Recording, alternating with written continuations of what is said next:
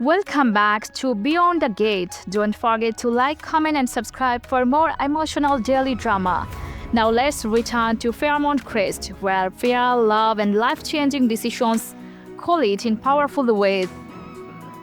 Fairmont Crest was no stranger to tension, but this time it felt different. The usual whispers of rivalry and romance had been replaced by something heavier, something deeper, a quiet and spoken fear that seemed to settle over the entire community. Because when an illness enters the picture, everything changes. Suddenly, the arguments don't matter as much. The grudges feel smaller, and the people you love become the only thing that truly matters. And in this moment, all eyes turned toward one woman, Anita Dupree. Anita Dupree had always been the heart of her family. She carried herself with grace, wisdom, and a quiet strength that made others feel safe just by being in her presence. For years, she has been the one others leaned on during difficult times. But now, she was the one who needed support. In recent days, those closest to her had started noticing subtle changes. She moved a little slower. Her voice, though still steady, carried a faint hint of exhaustion. And there were moments, brief but unmistakable, where the strength she was known for seemed to slip, just enough to raise concern. At first, Anita tried to brush it off. She didn't want to worry anyone.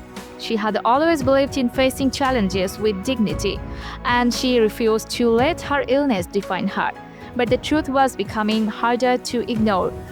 Her condition was worsening, and soon it reached a point where it could no longer be hidden. The moment came suddenly. What began as discomfort quickly escalated into something more serious. The kind of moment that makes your heart race. The kind that forces everyone around you to realize just how fragile things can be. Before long, Anita was being rushed to the hospital. The atmosphere shifted instantly. Family members who had been going about their day suddenly found themselves in a state of panic. Calls were made, messages were sent, and one by one the people who loved Anita began making their way to her side.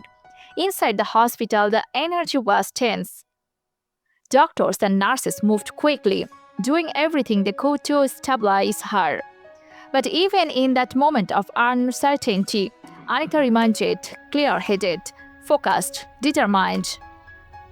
As she lay in the hospital bed surrounded by the quiet hum of machines and the controlled urgency of medical staff, Anita made a decision that stunned everyone. She asked to sign a "Do Not Resuscitate" order. For a moment, the room felt frozen. It wasn't just the seriousness of the request, it was what it represented. A line drawn, a choice about how far she was willing to go in her fight. For Anita, this wasn't about giving up. It was about control, about maintaining her dignity, about deciding on her own terms what she was willing to endure. But for her family, it was a terrifying reality to face, because it forced them to consider something they weren't ready to accept: the possibility of losing her. As word spread, the emotional impact rippled through Fairmont Crest. Each family member reacted differently. Some held on to hope, believing Anita would recover. Others struggled silently, afraid of what might come next. But one thing was certain: no one was untouched by the fear. Amid the chaos, Bradley Smith received a call that would change everything. The urgency in the voice on the other end was unmistakable. Something was wrong, very wrong. Smith didn't hesitate. He dropped everything and made his way to the hospital, his mind racing with possibilities. Was it Anita? Or was something else unfolding at the same time? Because in Fairmont Crest, trouble rarely came alone. When Smith arrived, the tension in the hospital corridors told him everything he needed to know.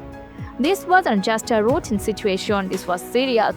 And as he moved through the hallway, he came face to face with Jacob Hawthorne. Jacob wasn't just dealing with family concerns. He was in the middle of something far more dangerous. His undercover work had already placed him in risky situations before, but now something had escalated. Smithy could see it in his eyes, the urgency, the pressure, the weight of a decision that could change everything. "You need to pull back," Smithy urged him. Jacob hesitated.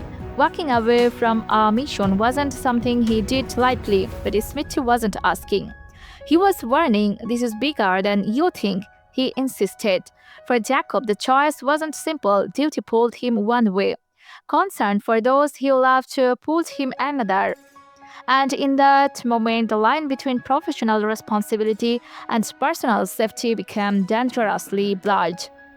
While fear spread through the hospital, another emotional moment unfolded elsewhere.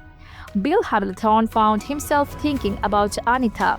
The conversation they had shared earlier still lingered in his mind, her strength, her vulnerability, the quiet determination in her voice.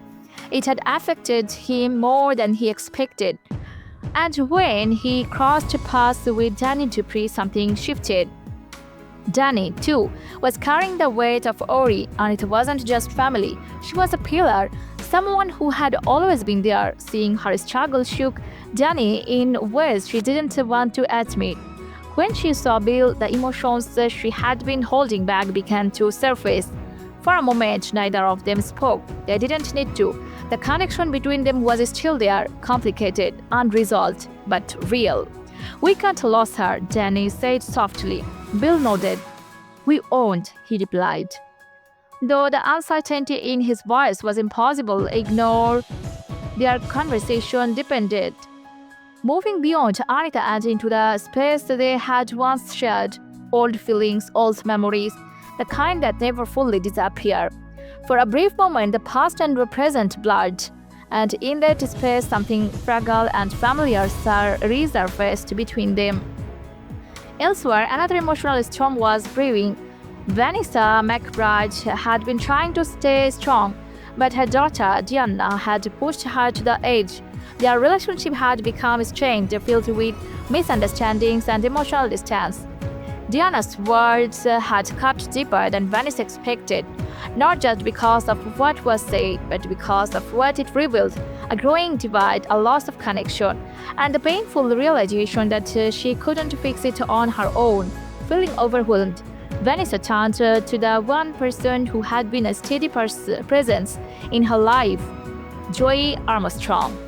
When Vanessa found Joey, she didn't hold back. "I don't know what to do anymore," she admitted. Joey listened quietly. He didn't interrupt. He didn't rush to offer solutions. He simply let her speak. Sometimes that was all someone needed. "She is shutting me out," Vanessa continued, "and I can't reach her." Joey nodded. So, what do you think? Will Anita recover, or is this the beginning of a bigger turning point?